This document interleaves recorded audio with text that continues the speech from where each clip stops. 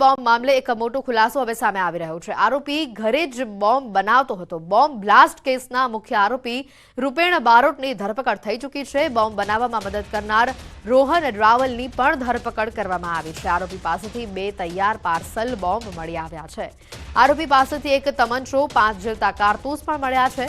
અત્યાર સુધીના કેસમાં 4 આરોપીઓની ધરપકડ કરવામાં આવી છે। બોમ્બ બનાવી પાર્સલમાં પેક કરી અન્ય વ્યક્તિને ડિલિવરી માટે મોકલ્યા હતા। ગઈકાલે જે પાર્સલ જેણે ડિલિવર્ડ કર્યું હતું એ ગૌરવ ગઢવી નામનો વ્યક્તિ કે જેને પકડી લેવામાં આવેલ ગઈકાલે જે સ્થળ ઉપરથી જે પકડાઈ ગયેલ હતો એ પછી અમારી જે ટીમ છે જે સાબરમતી પોલીસ સ્ટેશનની ટીમ મારી એલસીબીની સ્ક્વોડ વિવિધ ટીમો બનાવી અને જે મેઇન સૂત્રધાર છે આખા ગુનાનો જે રૂપેન બારોટ અથવા એ નામ લખે છે રૂપેન રાવ અને બીજું જે નામ છે એ રોકી ઉર્ફે રોહન રાવળ એ બંને જે બેના મુખ્ય આરોપી હતા એને પકડવા માટે જુદી જુદી ટીમો બનાવી અને એ ટીમ બનાવી અને એને પકડવા માટે કાર્યવાહી કરતા ગઈકાલે રાતે એ આપણને બંનેને પકડી લીધેલા છે। જ્યારે એમને પકડવામાં આવ્યા ત્યારે એમની પાસે એક કાર હતી અને કારની અંદર 2 જીવતા બોમ્બ તથા એક એમની પાસેથી દેશી તમંચો જે હાથ બનાવટનો જે રીપેને જાતે બનાવેલો હતો।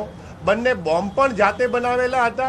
બોમ્બ બંને લાઈવ હતા અને એ બીડીડીએસ અને એફએસએલની ટીમની મદદથી 3 કલાક જેટલી મહેનત બાદ આ લાઈવ બોમ્બને અમે એને નિષ્ક્રિય કરેલ છે અને બંનેની ધરપકડ કરેલ છે।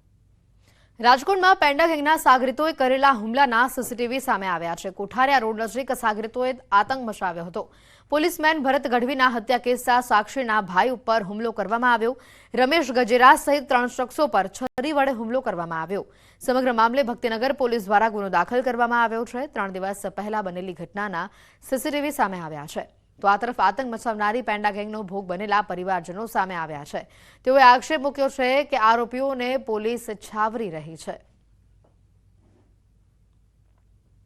10:30-11 ની આસપાસ ઘરે જતા હતા ત્યારે આ રાજાએ એની ટોળકીએ અમારી ઉપર 9-10 શખ્સોએ જીવલેણ હુમલો કરેલો છે। પણ અમારી માંગ એવી છે આમાં પોલીસ હળવી કલમો રાખી છે એનો વધારો કરે। બીજા નંબરમાં આનો વરઘોડો કાઢે ને આ લોકો અવારનવાર અનેક ગુનાઓમાં સંડોવાઈ ચૂક્યા છે તો એમની ઉપર ગુજસીકોટ જેવી કલમનો ઉમેરો કરે। 2016ના કેસમાં ને ભરતભાઈ ગઢવી એમનું હત્યા કરેલી આ રાજા જાડેજા પેન્ડા ગેંગવાળી ગેંગે તો એના માટે મારો ભાઈ રહ્યો એમાં પંચમાં સાક્ષીમાં તો નજરે જોનાર તાજનો સાક્ષી હતો। એ તો એક્સપાયર થઈ ગયો તોય છતાં અત્યારે એ ખાર રાખીને મારી માથે મને મારવા આવે। આ વખતે 20 થી 25 ગામને હાથ ઉપર ને અહીંયા બાવડામાં બધી મારેલ છે એ લોકો। રાજકોટ શહેરમાં રિક્ષા ચાલકો ફરી બેફામ બન્યા છે। રિક્ષા ચાલકોનો પોલીસને પડકાર ફેંકતો વિડીયો સોશિયલ મીડિયા પર વાયરલ થયો છે। રિક્ષા ચાલકોની શનિવારની રાતે ફરી રેસ લાગી। રાજકોટ જામનગર હાઈવે પર રિક્ષા ચાલકો સ્ટન્ટ કરતા જોવા મળ્યા। રિક્ષા ચાલકોની રેસ વખતે એક રિક્ષા ચાલકે એક કારને પણ ટક્કર મારી હતી અને અકસ્માત સર્જી ફરાર થતા તે વિડીયોમાં નજરે પડે છે। રાજકોટમાં એક બાદ એક પોલીસે પડકાર ફેંકતા વિડીયો સોશિયલ મીડિયા પર વાયરલ થઈ રહ્યા છે। રાજકોટના રૂખડિયાપરા વિસ્તારમાં લુખ્ખા તત્વોનો આતંક સામે આવ્યો છે। ખુલ્લી તલવાર કુહાડી જેવા તીક્ષ્ણ હથિયાર લઈને અસામાજિક તત્વોએ આતંક મચાવ્યો। આતંક મચાવતા તત્વોએ એક વ્યક્તિ પર હુમલો કર્યો। સમગ્ર ઘટનાના સીસીટીવી સામે આવ્યા છે। ઇજાગ્રસ્ત યુવકે પોલીસ ફરિયાદ પણ નોંધાવી છે। છોટાઉદેપુર એસઓજી પોલીસે મહત્વની વાત છે કે 4,15,000ની ગાંજાની ખેતી ઝડપી પાડી છે। છોટાઉદેપુર તાલુકાના ઝેર ગામે ખેતરમાં લીલો ગાંજો પકડાયો છે। જોરિયા રાઠવાએ પોતાના ખેતરમાં તુવેરની સાથે ગાંજાના છોડ ઉગાડ્યા હતા। 16 છોડની સાથે આરોપી જોરિયા રાઠવાની ધરપકડ કરવામાં આવી છે।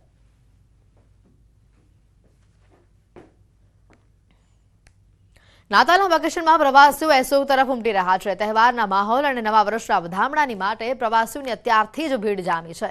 કેટલાક પ્રવાસીઓ 31 ડિસેમ્બર પણ અહીંયા જ મનાવવાનો પ્લાન કર્યો છે।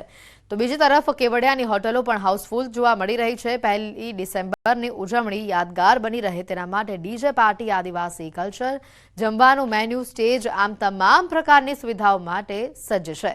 ડેમ અને સ્ટેચ્યુ ઓફ યુનિટી પર આટલા વર્ષનો પ્રવાસીઓનો રેકોર્ડ બ્રેક નોંધાયો છે. નાતાલની રજામાં મોટી સંખ્યામાં પ્રવાસીઓ આવી રહ્યા છે અને હજી પણ પ્રવાસીઓનો ધસારો વધે તેવી શક્યતા છે. अभी छुट्टियों के हिसाब से आए बच्चों के क्रिसमस न्यू ईयर की छुट्टियां है तो 4-5 दिन पर यहीं पर रह के पूरे नेचर में हम चाहते हैं कि हमारे बच्चों को भी नेचर में ज़्यादा से ज़्यादा टाइम स्पेंड करें ताकि उनका बॉडी और माइंड दोनों अच्छे से डेवलप हुए और हॉलीडेज के हिसाब से बहुत अच्छी जगह है. અમે સ્ટેચ્યુ ઓફ યુનિટી ફરવા આવ્યા છે બીકોઝ અહીંયા અત્યારે વેધર સારું છે અને વ્યવસ્થા બધી રીતે બહુ જ સારી છે. નાના છોકરાઓથી લઈને મોટાઓ સિનિયર સિટીઝન્સ બધા માટે બહુ જ સારું છે અને એટલીસ્ટ એક વખત બધા અહીંયા વિઝિટ કરવું જોઈએ. સ્ટેચ્યુ ઓફ યુનિટી ફરવા જેવું બહુ સારું લાયક છે. ત્યાં નાના બાળકોથી મોટા સુધી ફરી શકે છે. અહીંયા બધી જ રીતે સારું છે. અહીંયા ક્રિસમસની 5 દિવસની વેકેશન છે તો અહીંયા બધા અમે લોકો ફરવા આવ્યા છે. અહીંયા બહુ જ મજા આવે છે. અહીંયાનું વેધર બી સારું છે, લોકેશન બી બધી રીતે સારું છે, ફોટો માટે બી સારું છે. સ્ટેચ્યુ ઓફ યુનિટી 2018માં બન્યા બાદ જે લોકાર્પણ નરેન્દ્ર મોદી કર્યું ત્યારથી અત્યાર સુધીમાં 1.5 કરોડથી વધુ પ્રવાસીઓ અહીંયા આવી ચૂક્યા છે. ખાસ વાત કરીએ તો આજે નાતાલની જે રજાઓ છે અને ક્રિસમસની ઉજવણી અને ખાસ 31સ્ટની ઉજવણી કરવા માટે પ્રવાસીઓ મોટી સંખ્યામાં સ્ટેચ્યુ ઓફ યુનિટી પર આવી ચૂક્યા છે. રોજના 30થી 40 હજાર જેટલા પ્રવાસીઓ આવતા તંત્ર દ્વારા પણ તમામે તમામ પ્રવાસીઓ માટે સુવિધા કરી દેવામાં આવી છે. પાણીથી માંડીને તમામ જગ્યાઓ પર સિક્યુરિટી ગાર્ડ પણ મૂકી દેવામાં આવે છે. હોટલો ટેન્ટ સિટી છે તમામે તમામ અહીં ફૂલ થઈ ચૂકી છે.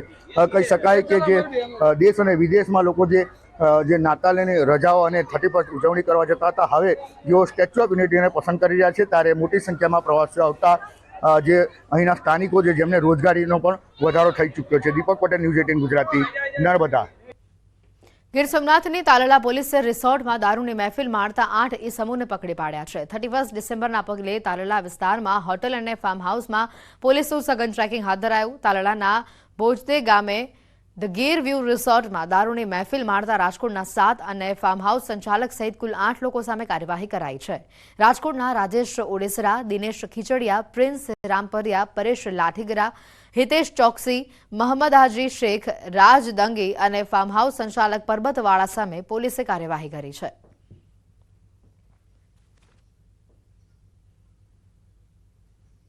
લીંબડીમાં સફાઈ કામદારોની હડતાલનો અંત આવ્યો. 6 દિવસથી કામદારો હડતાલ ઉપર હતા. બેઠક બાદ હડતાલનો સુખદ રીતે અંત આવ્યો છે. ટીડીઓ, તલાટી અને માજી સરપંચની હાજરીમાં આગેવાનો સાથે મીટિંગ યોજાઈ હતી. સરકારના ધારાધોરણો અનુસાર લઘુત્તમ વેતન આપવાનું નક્કી કરવામાં આવ્યું હતું. સફાઈ કામદારો દ્વારા ખુશી રેલી યોજવામાં આવી. ઢોલ નગારાની સાથે આ રેલી યોજાઈ.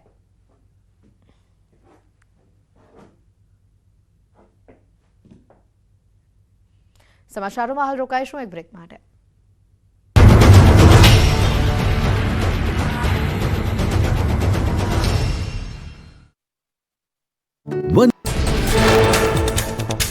ભાવનગરના ખોજલીમાં સિંહણના આટાફેરા. રહેણાંક વિસ્તારમાં સિંહણ આવી જતા લોકોમાં ભયનો માહોલ. મોડી રાત્રે રહેણાંક વિસ્તારમાં લટાર મારતી સિંહણ સીસીટીવીમાં કેદ.